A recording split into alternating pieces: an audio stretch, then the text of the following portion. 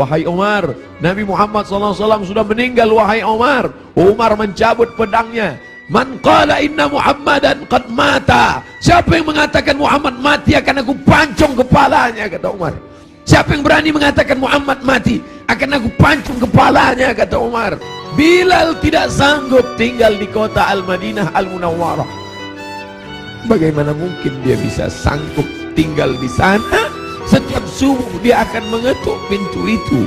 Dan mulai besok Selasa, kalau dia ketuk pintu itu tidak ada lagi yang keluar. Bagaimana mungkin dia sanggup tinggal di sini? Dia tinggalkan kota Madinah. Biasanya Nabi SAW i'tikaf 10 hari saja di bulan suci Ramadan. Tapi ada yang aneh tahun itu. Tahun itu dia i'tikaf selama 20 hari 20 malam. Dia tidak keluar dari Masjid Nabawi. Ada yang aneh, karena yang biasanya 10 hari 10 malam. Kalau kita salat di Masjid Nabawi tepat di mihrab, maka di samping mihrab sebelah kiri ada satu tiang bernama Ustuwanatus Sarir. Sampai hari ini masih tertulis Ustuwanatus Sarir.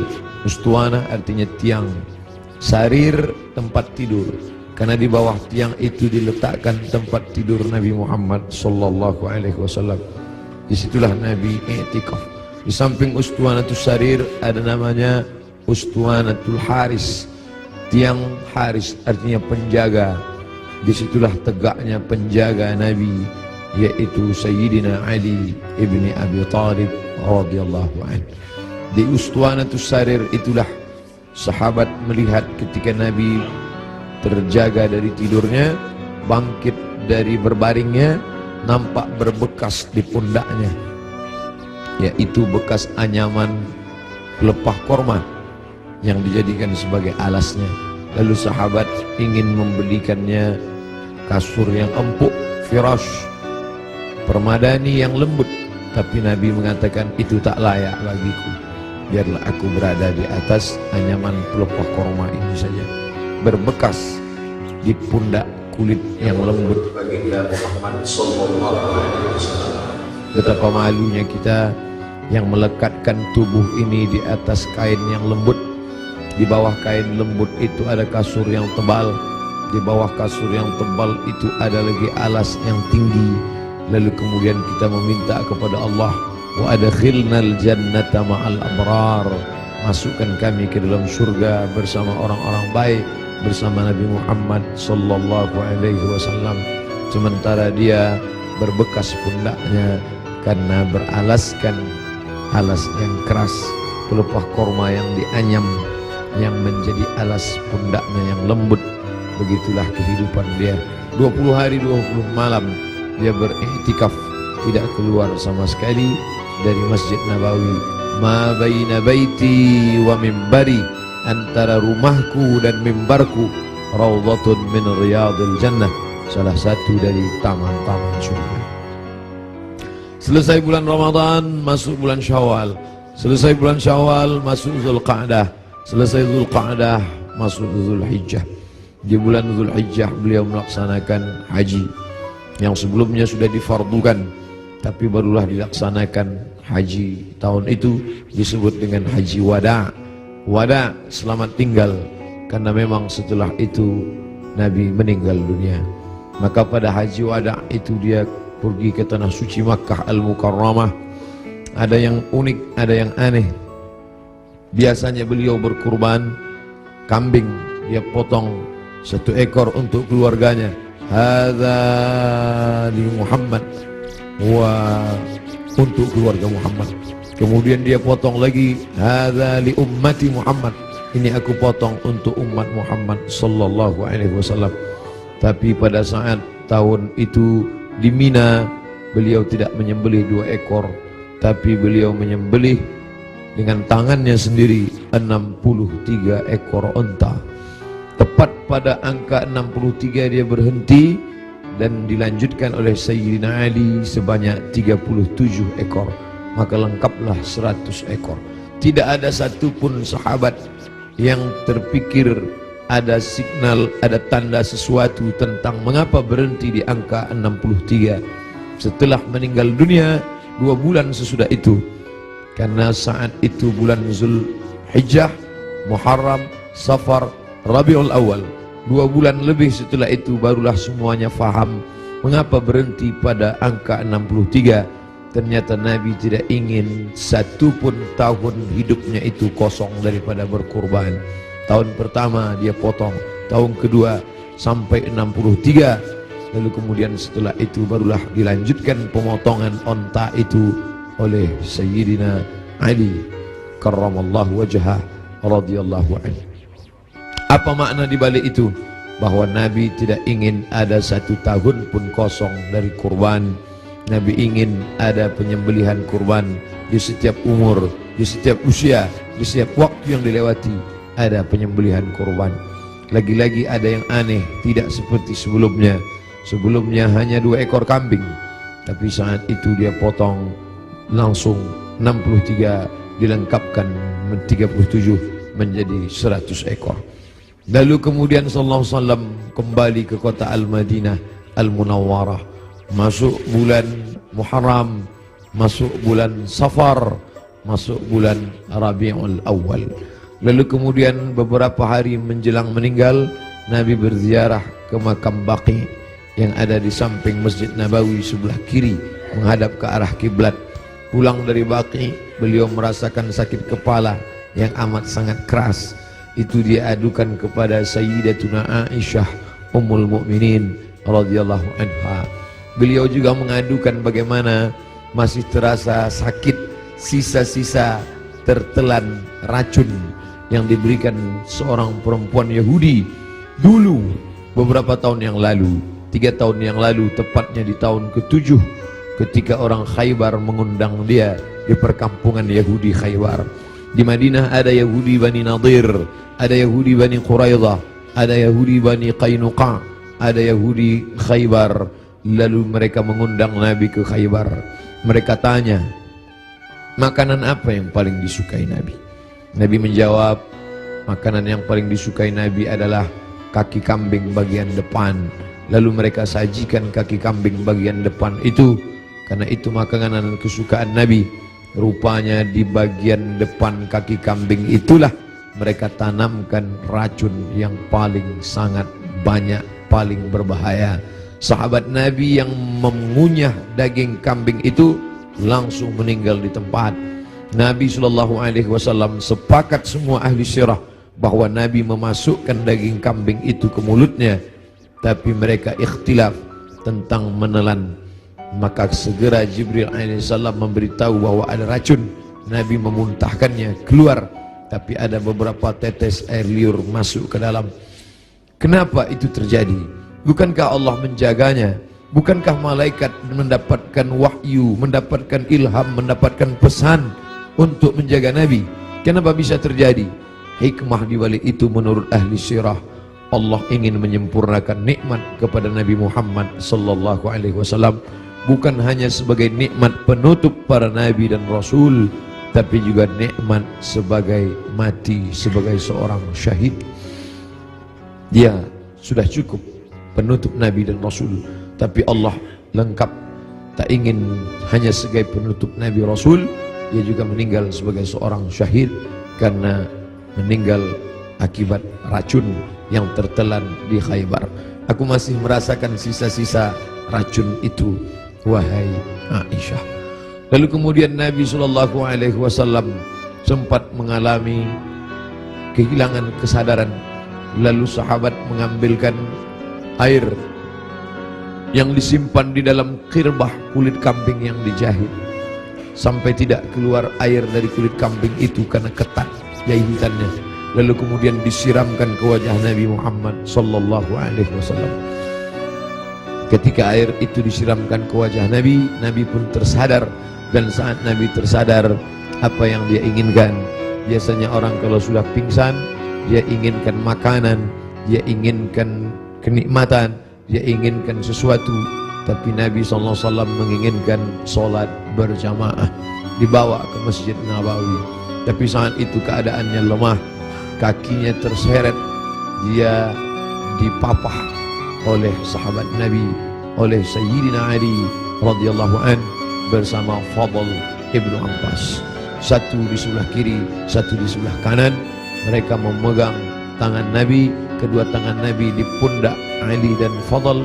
Kedua ini adalah saudara, seperti saudara kandung. Nabi anak tunggal sendirian. Dia tidak punya saudara kandung, tapi ayahnya punya saudara kandung. Ayah Nabi bernama Abdullah. Abdullah punya saudara bernama Abbas. Abbas punya anak laki-laki, itulah dia Fadl bin Abbas. Abdullah punya saudara kandung bernama Abu Talib. Abu Talib punya anak laki-laki bernama Ali. Ayah mereka adik-beradik kandung. Abdullah, Abbas, Abu Talib. Abu Talib punya anak Ali, Abdullah punya anak Muhammad, Abbas punya anak Fadl. Ketiga anak laki-laki ini bersaudara kandung, satu nasab dengan datuk mereka Abdul Muttalib. Abdul Muttalib anak Hashim, Hashim anak Abdi Manaf, Abdi Manaf anak Qusay, keturunan Kilab Lu'ay Fihir, cucu cicit daripada Ismail, anak kandung Ibrahim alaihissalam. Maka pada saat itu saudara yang seperti kandung ini memapah Nabi, membawa ke Masjid Nabawi. Nabi tetap tidak meninggalkan salat berjamaah. Sampai pada akhirnya beliau tidak lagi sanggup mampu untuk membimbing salat berjamaah, maka beliau minta Sayyidina Abu Bakr As-Siddiq radhiyallahu an untuk membimbing salat berjamaah. Itulah muncul ijtihad sahabat. Mengapa yang menjadi khalifah setelah Nabi itu Abu Bakar? Kenapa bukan Umar?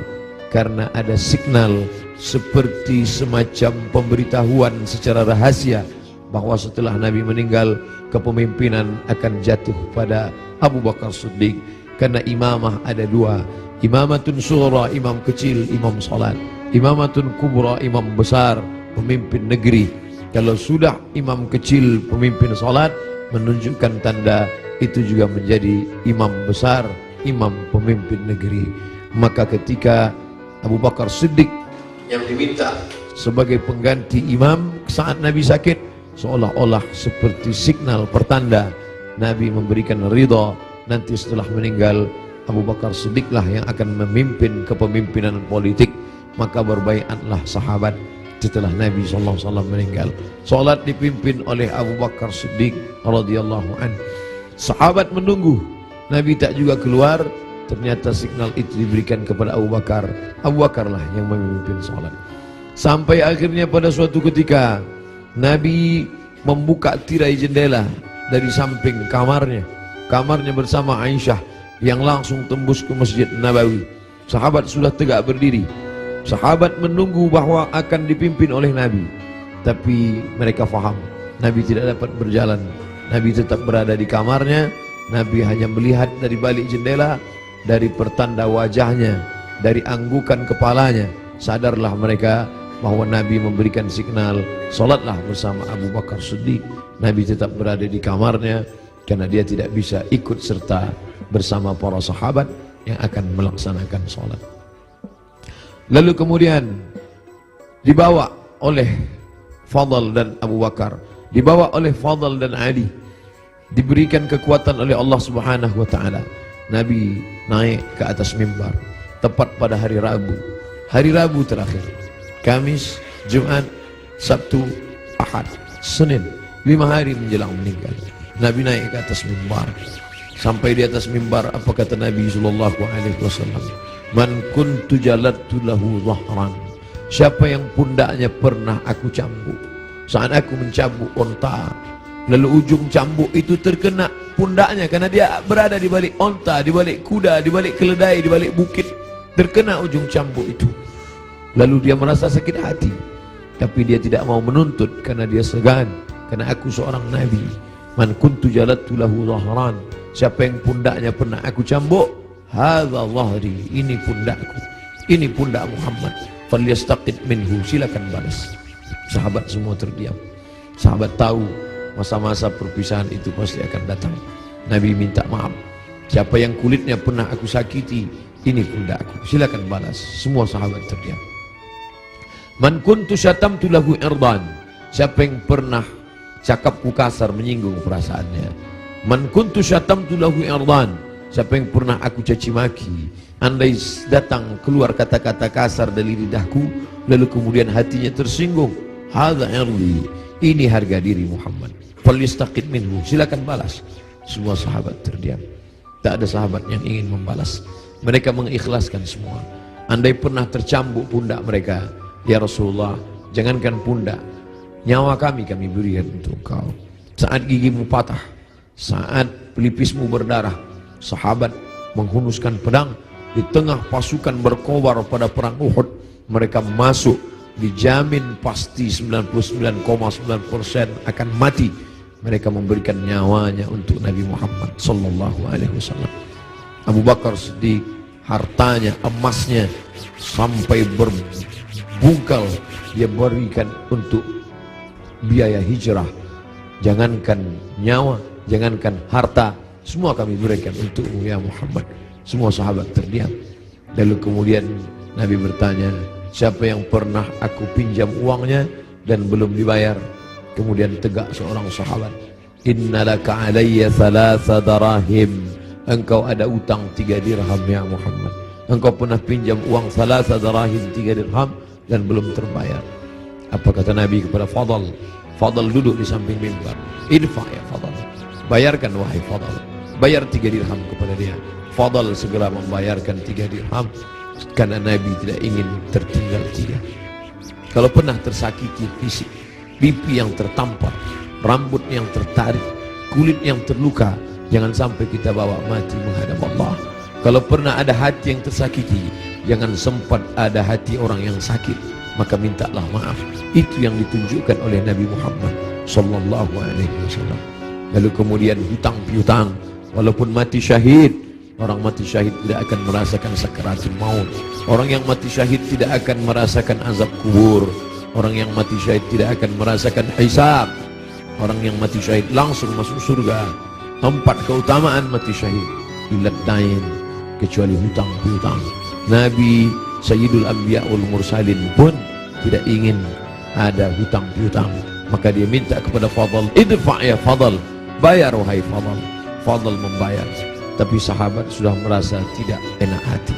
Mereka sudah tahu detik-detik perpisahan itu tak akan lama lagi.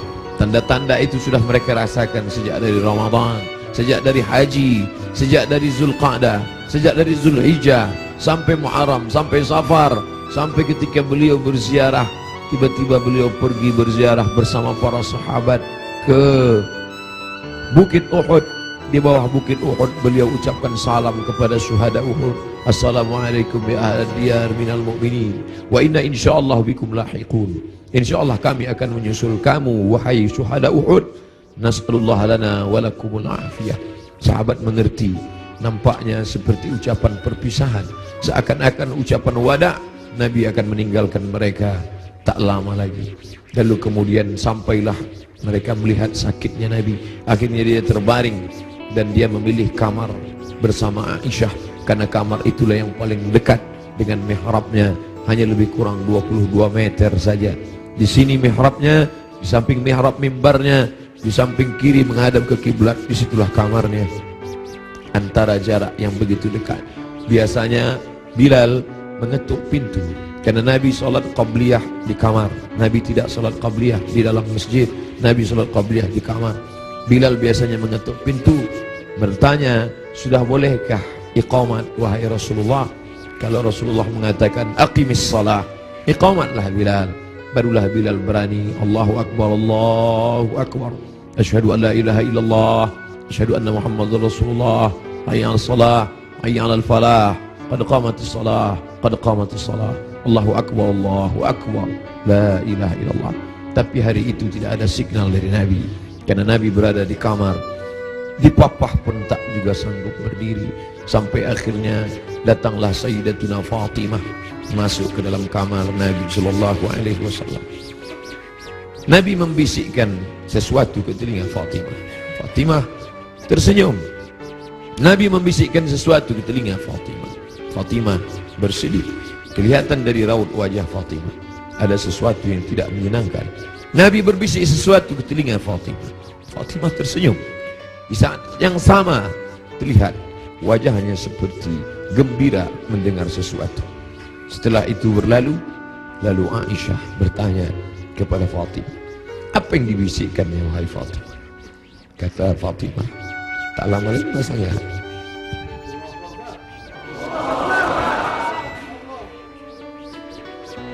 Tak lama lagi masanya aku akan menghadap Allah SWT. Inilah masa-masa terakhir. Aku akan bersama dengan kalian. Kenapa Fatimah tersenyum? Karena Nabi berbisik, engkau adalah orang pertama yang akan menyusuli di antara keluarga. Engkau adalah orang pertama yang akan bersama dengan aku. Engkau adalah orang pertama yang akan menyusul aku dari keluargaku. Ucapan Nabi itu benar. Tidak ada yang lebih daripada itu. Bahwa setelah Nabi SAW meninggal 6 bulan lamanya, tak lama, hanya 6 bulan saja setelah itu, Sayyidatuna Fatimah menyusul Nabi Muhammad SAW. Anaknya dikatakan Nabi, Innal Hasan wal Husain Sayyida Syababi Ahlil Jannah. Sesungguhnya Sayyidina Al-Hasan, Sayyidina Al-Husain adalah dua pemimpin pemuda surga. Pemuda-pemuda yang salat subuh ini, pemuda-pemuda ahli surga ini akan dipimpin oleh Sayyidina Al-Hasan, Sayyidina Al-Husain. Fatimah Sayyidatu Nisa'i Ahlil Jannah, perempuan-perempuan yang hadir di majlis ilmu ini, perempuan-perempuan salihah yang hidup bersama kita saat ini. Mereka akan masuk surga dipimpin oleh Sayyidatu Nisa'i Ahlil Jannah, yaitu Khadijah, yaitu Sayyidatuna Fatimah, buah pernikahan Nabi dari Sayyidatuna Khadijah Al-Kubra. Itu yang membuat Fatimah tersenyum. Bagaimana rasanya ketika kebahagiaan bersatu dengan kesedihan? Satu sisi merasa bersedih karena akan berpisah dengan Nabi, tapi ternyata perpisahan itu tidak lama Fatimah. Perpisahan itu tidak lama Fatimah, hanya sekedar 6 bulan saja. Setelah itu engkau akan menyusul. Engkau akan menyusul. Allahumma salli ala Sayyidina Muhammad. Allahumma salli ala Sayyidina Muhammad. 14 abad yang lalu kisah itu terjadi, tapi seakan-akan kita bersama dalam ruangan itu, bersama Aisyah, bersama Fatimah. Mudah-mudahan kesusahan kita ini akan membuat kita dekat dengan Nabi SAW. Tidak ada yang bisa menguatkan jiwa kita selain daripada takbir Allahu Akbar. Jangan biarkan jiwa ini larut bersama kesedihan. Tidak layak untuk sedih, karena orang-orang beriman dia mesti kuat. Allah bersama dia, Rasulullah SAW selalu bersama dia. Kita tetap berselawat, kita tetap agungkan Allah. Mengapa kita mesti rapuh? Mengapa kita mesti bersedih? Orang beriman itu, ala inna awliya Allah, ketahuilah wali-wali Allah, orang-orang yang menolong agama Allah, la khaufun alaihim walahum yahzanun. Tak ada takut dalam hati mereka, tak ada takut dalam jiwa mereka. Walahum yahzanun, mereka tidak bersedih hati. Yang tidak boleh hanya memukul-mukul pipi, menarik-narik kantong, menarik-narik rambut, menyobek-nyobek baju. Laisa minna man darabal khudud wa syaqal juyub. Siapa yang memukul pipi, siapa yang menarik rambut, siapa yang merobek kantong, bukan umat Muhammad sallallahu alaihi wasallam. Adapun meneteskan air mata, Nabi pun menangis ketika anaknya Ibrahim meninggal dalam usia 18 bulan. 18 bulan umur anak kesayangan itu meninggal, meleleh air mata Nabi. Kenapa engkau menangis ya Rasulullah? Ama tarda ya Rasulullah? Apakah engkau tidak ridha atas ketetapan Allah ini? Aku ridha, kata Nabi. Lalu kalau ridha, kenapa engkau menangis? Ungkapan kasih sayang, air mata ungkapan kasih sayang. Kita bukan marah kepada Allah, kita bukan tidak senang. Ini bukan niyaha, ini bukan ratapan, ini bukan majelis ratapan. Ratapan adalah sumpah serapah. Mengapa anakku yang meninggal? Mengapa menantuku yang meninggal? Mengapa suamiku yang meninggal? Kita tidak meratap. Majelis ratapan dicela, dimurkai oleh Allah dan Rasulullah. Kita tidak meratap.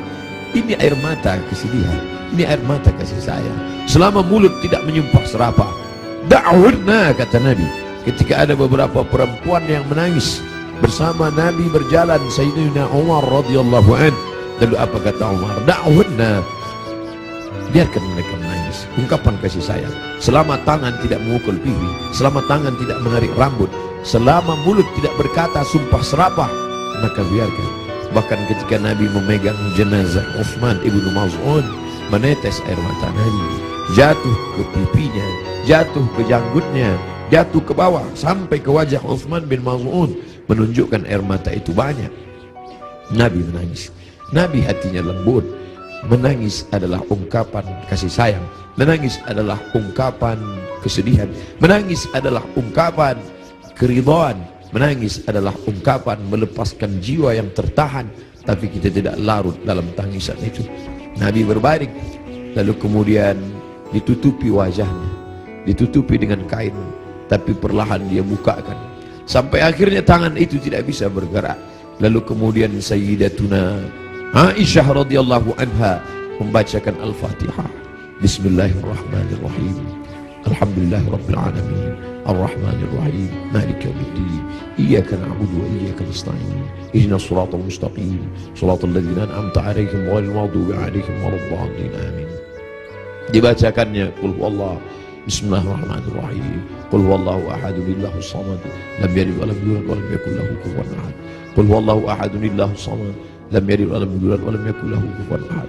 Qul huwallahu ahadun illahus samad. Lam yalid wa lam yulad wa lam yakul lahu kufuwan ahad. Dibacakannya qul a'udzu bil falaq, qul a'udzu birabbil falaq, min syarri ma khalaq, wa min syarri ghasiqin idza waqab, wa min syarri naffatsati fil 'uqad, wa min syarri hasidin idza hasad. Dibacakannya qul a'udzu bin nas, malikin nas, ilahin nas, min syarri wasil khannas, alladzi yuhsi fi sudurin nas, minal jinnati wan nas. Lalu telapak tangan Nabi ditiupkan ayat-ayat yang sudah dibacakannya itu yang penuh berkah, ditiupkannya ke telapak tangan Nabi. Padahal mestinya kita yang membacakan, kita tiupkan ke telapak tangan kita, lalu kita usapkan ke wajah orang yang sakit. Tapi Sayyidatuna Aisyah tidak ingin melangkahi. Ada tangan yang lebih berkah daripada tangannya, ada tangan yang lebih mulia daripada tangannya. Itulah tangan Sayyidul Ahlil Jannah, Sayyidina wa Maulana Muhammad sallallahu alaihi wasallam. Ditiupkan ke telapak tangannya, lalu diusapkan ke wajah Nabi Muhammad sallallahu alaihi wasallam. Aisyah melihat di wajah Nabi seperti menginginkan sesuatu. Sebagai seorang istri yang menemani Nabi dalam suka dan duka, dalam senang dan tawa, maka Nabi mengerti bahasa, Aisyah mengerti bahasa yang diperlihatkan oleh Nabi sallallahu alaihi wasallam. Lalu kemudian Aisyah faham bahwa Nabi menginginkan siwak. Nabi suka kepada siwak. Laula an asyqa ala ummati, kalau tidak memberatkan bagi umatku, la amartuhum bisiwak, pasti aku perintahkan mereka bersiwak inda kulli shalah, dalam setiap salat. Lalu kemudian Aisyah mengambil siwak, lalu merobek ujung kulit siwak dan mengunyahkannya agar ujung siwak itu keluar serabutnya. Lalu kemudian diberikan, diletakkan ke bibir Nabi sallallahu alaihi wasallam. Air liur terakhir yang bersatu dengan mulut Nabi sallallahu alaihi wasallam adalah air liur yang digigitkan oleh Sayyidatuna Aisyah ke ujung siwak, lalu diberikan. Tampak senyum di wajah Nabi sallallahu alaihi wasallam. Makin lemah. Hari Senin, saat yang amat sangat menyedihkan, Nabi makin lemah. Nabi berkata, apa kata Nabi sallallahu alaihi wasallam? As-salah, as-salah. As-salah, as-salah. Salat. Wa ma malakat aymanukum, dan budak hamba sahaya. As-salah, simbol tentang hubungan hablum minallah. Jangan pernah putus. Jangan pernah putus salat. Jangan tinggalkan salat. Jangan tinggalkan masjid. Pesan Nabi itu, kita tidak hanya sekedar larut meneteskan air mata, tapi juga kita menjalankan sunnah Rasulullah sallallahu alaihi wasallam. Beginilah ramainya umat Muhammad sallallahu alaihi wasallam. Wahai Abdul Samad, mereka datang bukan karena engkau. Wahai pengurus masjid, mereka datang bukan karena engkau. Mereka datang karena ingin melaksanakan pesan terakhir Nabi, as-salah, as-salah, as-salah. Salat. Wa ma malakat aymanukum, hamba sahaya. Orang yang paling lemah, rendah levelnya, budak hamba sahaya. Nabi tidak mengatakan jaga ibumu, karena kalian pasti menjaga ibu kalian. Jaga ayahmu, karena kalian pasti menjaga Allah kalian. Jaga istrimu, karena kalian menjaga. Tapi ada orang yang paling lemah, paling rendah, budak hamba sahaya. Jangan kalian sia-siakan. Jangan kalian hardik, jangan kalian susahkan mereka, jangan kalian buat mereka seperti kuli, jangan buat mereka. Nabi mengajarkan membebaskan budak hamba sahaya. Akhirnya hari ini tidak ada lagi perbudakan, tidak lagi hamba sahaya, tapi pembantu-pembantu kalian. Jangan kalian makan gajinya, jangan kalian makan titik puluh keringatnya. Supir kalian, security kalian, orang yang menggali parit untuk mencari makan, pekerja kalian, sampai hati kalian makan titik puluh keringatnya. Sampai masanya nanti mereka lebih mulia daripada kalian, dan amal salat kalian, puasa kalian akan habis diambil. Atadruna mal muflis, tahukah kamu siapa itu orang yang bangkrut? Siapa itu ya Rasulullah? Mayati yaumal qiyamati bi salatin, orang yang datang menghadap Allah dengan salat yang banyak, wa siyamin, puasanya banyak, wa zakatin, zakatnya banyak, haji umrohnya banyak, tapi dia sudah menganiaya orang lain. Qad syatama hadza, mencaci maki si fulan, wa daraba hadza, menempeleng si fulan, wa akala mala hadza, memakan harta si fulan, wa syatama hadza, mencaci maki si fulan. Mereka akan datang menuntut di hadapan Allah. Nabi berpesan, as-salah, as-salah, jaga salat, jaga salat, jangan tinggalkan salat. Wa ma malakat aymanukum, budak kalian, hamba sahaya kalian. Hari ini tidak lagi ada hamba sahaya, tapi ada orang-orang lemah di sekitar kita. Anak yatim di antara kalian, jaga. Fakir miskin di antara kalian, jaga. Janda-janda tua, suaminya sudah meninggal, hidup sebatang kara, anaknya tidak lagi ada, jaga. Jangan sampai mereka kelaparan. Mereka orang-orang yang al-mustad'afun, orang-orang lemah, berada di bawah kekuasaan kalian, maka tolong bantu mereka. Apa kata Nabi sallallahu alaihi wasallam sebelum dia meninggal? La'anallahu al-yahud wan nasara. Allah melaknat Yahudi dan Nasrani. Kenapa? Ittakhadhu qubur anbiya'ihim masajid. Mereka menjadikan kubur nabi-nabi dan orang soleh di antara mereka, mereka robah menjadi masjid, mereka robah menjadi tempat ibadah. Nabi melarang. La'anallahu al-yahud wan nasara. Allah melaknat Yahudi dan Nasrani. Ittakhadhu qubur anbiya'ihim masajid. Alhamdulillah, sampai hari ini tidak ada satupun orang Islam di dunia ini yang meratakan kubur dengan tanah, lalu di atas kubur itu dibangun masjid sebagai tempat ibadah. Tidak ada. Di bawah lantai ini tidak ada kuburan. Andai ada kubur di bawah lantai ini, maka kita sudah melanggar peringatan terakhir. Detik-detik menjelang Rasul meninggal, biasanya orang meninggal akan menyampaikan pesan-pesan penting. Hari itu dia lepaskan semua. Budak-budak hamba sahayanya dia merdekakan semua. Tombaknya, pedangnya, baju besinya dia wakafkan semua fisabilillah. Tidak ada yang melekat pada tubuhnya. Dia ingin mati menghadap Allah Subhanahu wa taala dalam keadaan bersih sebersih-bersihnya. Tapi pesan-pesan ini penting. Dia tidak ingin ada orang membangun makam menjadi tempat ibadah, lalu kemudian orang beribadah di sana, sholat di atasnya. Adapun ada makam di samping kiri masjid, di samping kanan masjid, ada dinding, ada jalan, maka itu tidak termasuk menjadikan makam sebagai masjid. Yang dilarang hanyalah meratakan makam lalu dibangun masjid di atasnya. Laknat Allah, laknat Rasulullah kepada mereka yang melakukan itu, dan kita tidak ada satupun yang melakukan itu. Masjid kita bersih daripada ini. Sampai akhirnya saat petang hari Nabi mulai mengatakan, apa kata Nabi SAW? Ma'an nabiyyin was-siddiqin was-syuhada was-salihin wa hasuna ulaika rafiqa. Ma'an nabiyyin, akan bersama dengan para nabi, Adam, Idris, Nuh, Hud, Saleh, Ilyas, Ilyasa, Zakaria, Musa, Yahya, Ayub, Sulaiman, Zulkifli. Mereka sudah lama menantikan saat Isra Mi'raj bertemu di langit pertama, bertemu di langit kedua, bertemu di langit ketiga. Bahkan wa antal imam, engkau yang menjadi imamnya saat salat di Masjidil Aqsa. Tapi ini pertemuan bukan antara hidup dengan mati, tapi pertemuan antara orang yang sudah meninggalkan kehidupan. Ma'an nabiyyin, akan bersama dengan para nabi, wasiddiqin, akan bersama dengan para siddiqin, orang-orang yang benar, wasyuhada, akan bersama dengan orang yang mati syahid, wassalihin, akan bersama dengan orang-orang yang soleh, wa hasuna ulaika rafiqa, mereka itulah sebaik-baik teman. Kalian sahabat-sahabat, kalian adalah orang-orang baik, tapi aku akan bertemu dengan orang yang lebih baik. Siapa dia? Para nabi, was-siddiqin, was-syuhada, was-salihin. Puncaknya kalimat panjang itu tak lagi keluar dari mulut Nabi, tapi mengatakan Allahumma birrafiqil a'la, akan bersama dengan Allah yang maha tinggi. Tidak ada lagi. Tadi bersama sahabat, bersama istri, bersama anak, bersama Sayyidatuna Fatimah, bersama Sayyidatuna Aisyah, tapi hari ini sudah lebih tinggi lagi, bersama para nabi, bersama siddiqin, bersama syuhada, bersama salihin. Tapi setelah itu hanya tinggal satu, Allahumma birrafiqil a'la, bersama Allah Subhanahu wa taala. Kasus narkoba, kriminal masuk penjara. Kadang-kadang kita orang tua ini kasihan. Terkadang ngutang-ngutang pun ngutang-ngutang lah, yang penting anak keluar dari penjara. Saking sayangnya. Di dunia kita tebus anak kita, tapi di akhirat terbalik, anak kita jadi tebusan.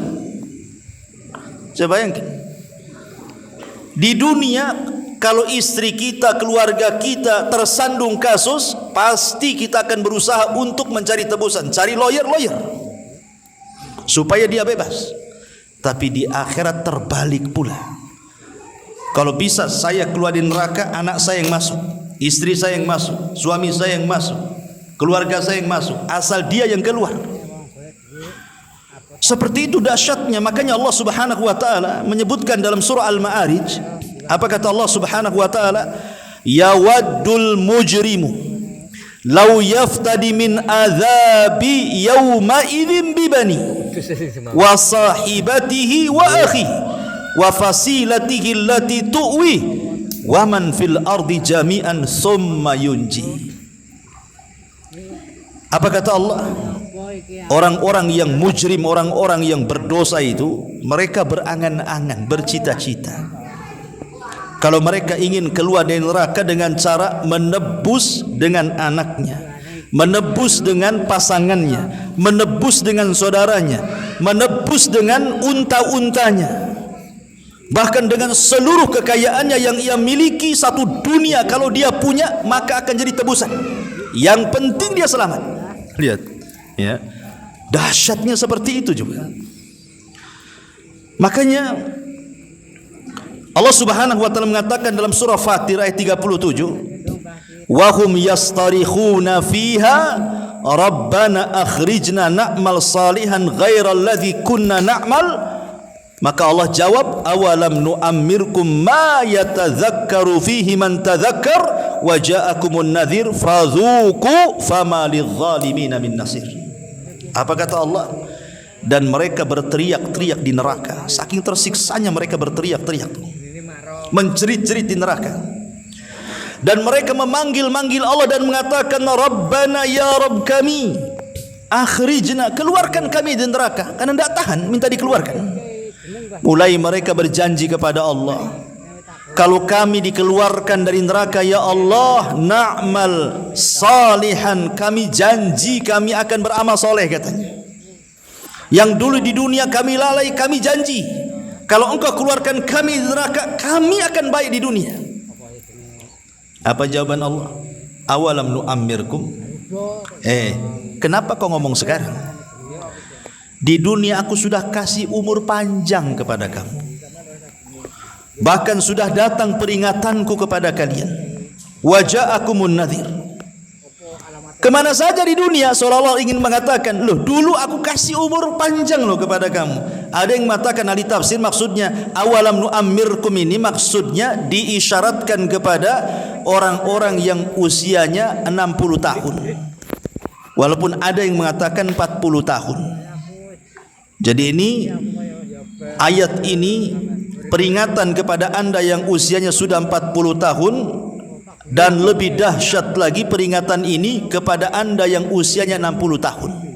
Seolah-olah Allah mengatakan, lah di dunia aku lo kasih usia sampai 40 tahun, sampai 60 tahun. Kemana kan usia itu, gitu maksudnya.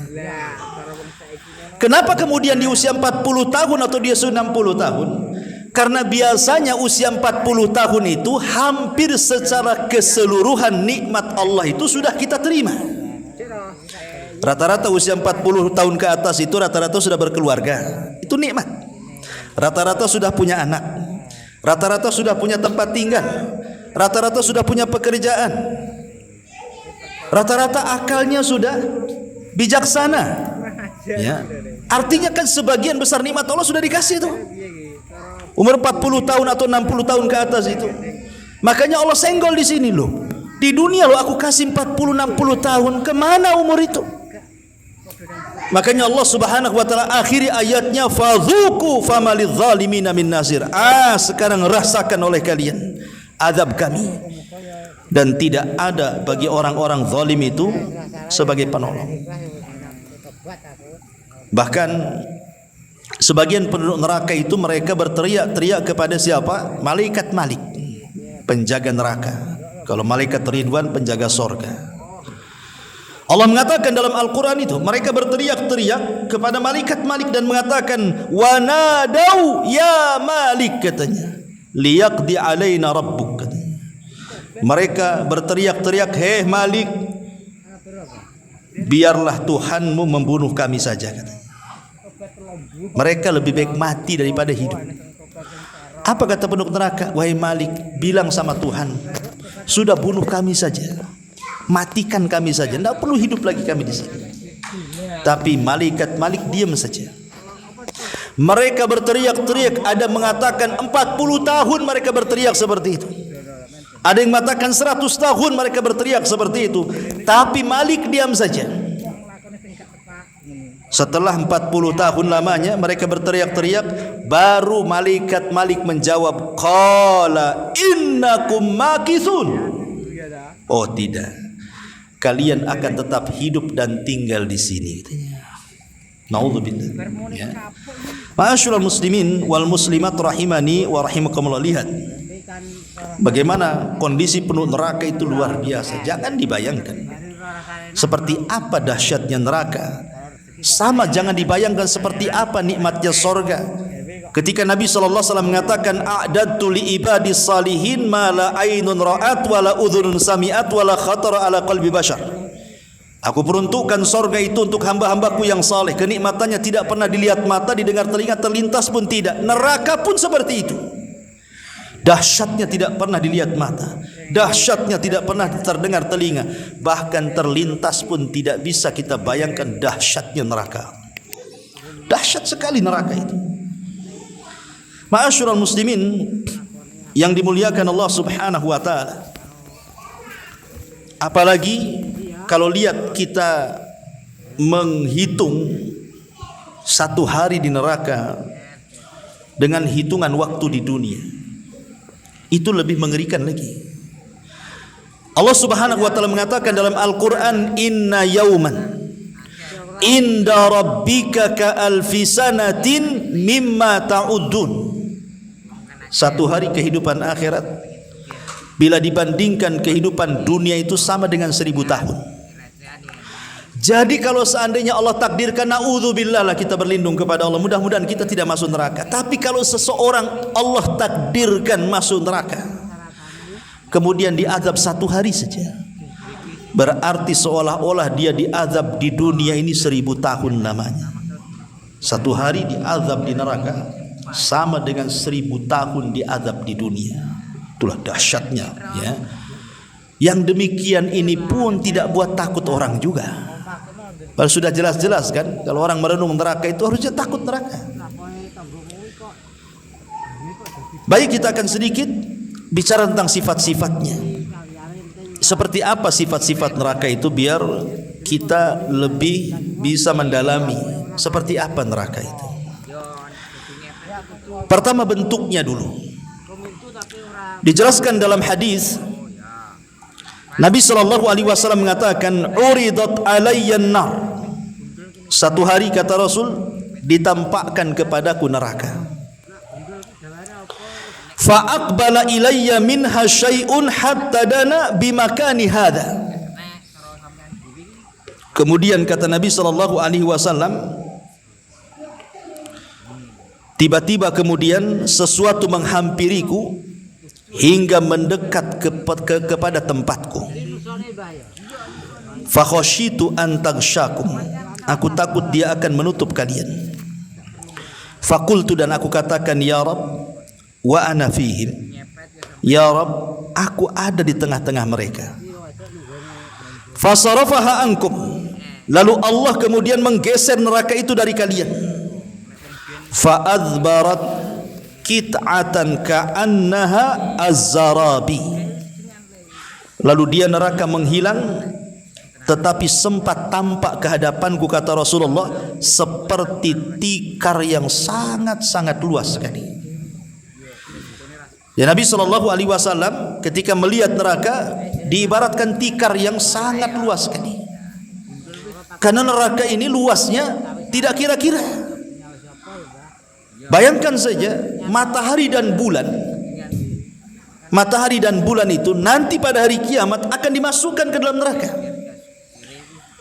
Allah Subhanahu wa taala mengatakan dalam Al-Qur'an, wa jumi'at syamsu wal qamar, kami gabungkan matahari dan bulan. Kemudian Nabi SAW mengatakan, maka kami akan pendamkan matahari dan bulan itu ke dalam jahanam. Bumi kalau dibandingkan dengan matahari,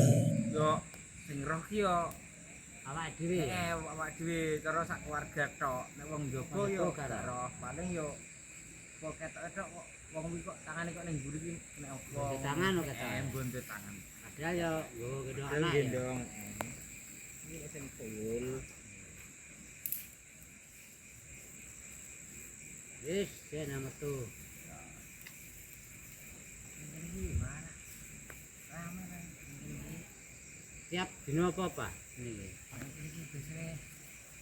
Gak aku pantangan dino ya. Cuman yang paling ramai biasanya Mbah Kliwon. Oh, Mbah Kliwon. Jadi los yang gini Arab sore awan. Cuman yang paling ramai Mbah Kliwon.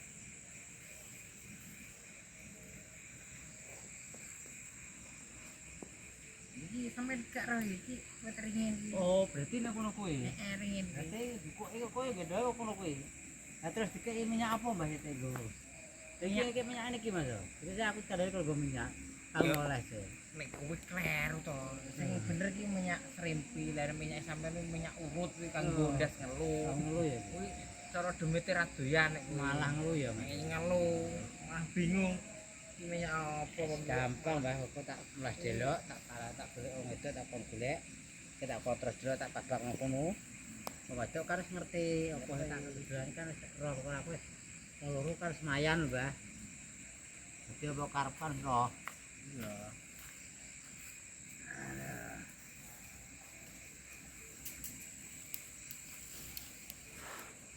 Iya. Ayo nama tua mit. Biasanya demit iki nek metu ki sangu rokok ta apa? Sangu, biasanya jam-jam 09.00 lho, nek demite kuwi. Rokok apa? Ya, tiri-tirine tak didol sampe wis rada rembug. Sing biasane metu jam 09.00 iki. Jenis kelamin iki lanang ya. Terus aku iki kampung iki koyo wong bring lho. Kowe kok betul lho. Koyo wong bring.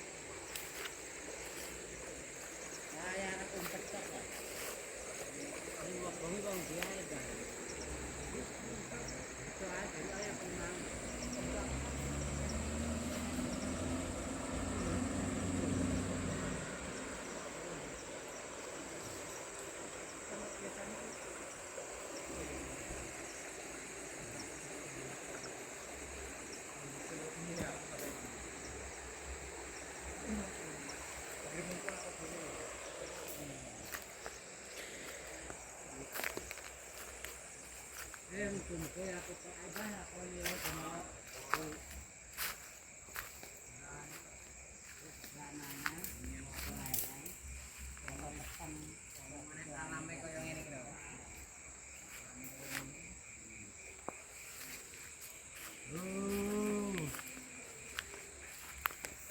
gak sanggup. Oh, sabar. Gak usah, semet iki malah nek mbok gremeng ngono iki.